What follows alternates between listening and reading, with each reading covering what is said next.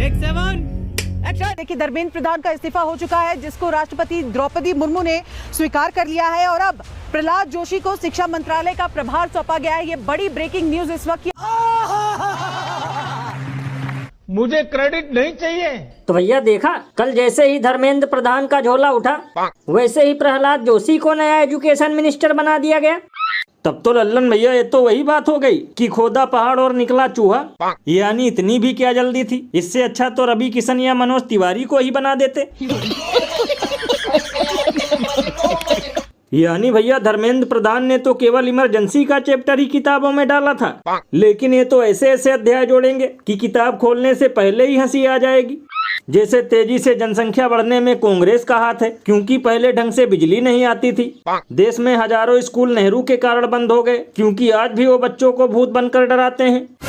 भैया इसीलिए तो लोग घनघोर बेइज्जती करते हुए ये कहते हैं कि घूम फिरकर छात्रों को फिर लगाया जाएगा चूना, क्योंकि मंत्री के नाम पर दिया है डबल इंजन वालों ने नमूना। ये बड़ी अच्छी बात कही आप। और भैया कल से मुझे सबसे ज्यादा हंसी तो इन नफरती ढक्कनों पे आ रही है, क्योंकि जब तक इन युवाओं का प्रोटेस्ट चल रहा था, तब तक इन बेचारों के आगे पीछे ऊपर नीचे चारों तरफ से धुआं ही धुआं निकल रहा था। देखेगा, घबराना नहीं।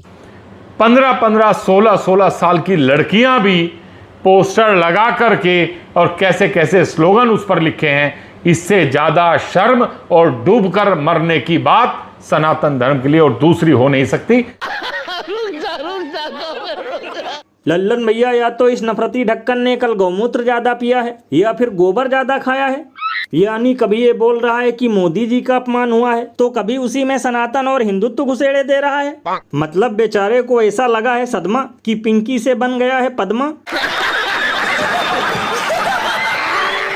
और अभी तो रुको, क्लाइमैक्स अभी बाकी है। बताओ, बकलोली की भी हद होती है। इस जाहिल चिलगोजे को जंतर मंतर पे प्रोटेस्ट करने वाली बेटियां अश्लील और भद्दी दिख रही हैं, लेकिन तब ये झोपड़ी वाले गायब हो गए थे, जब जंतर मंतर पे इन्हें पीटा जा रहा था और पुलिस वाले इनके गुप्तांग पर डंडे मार रहे थे।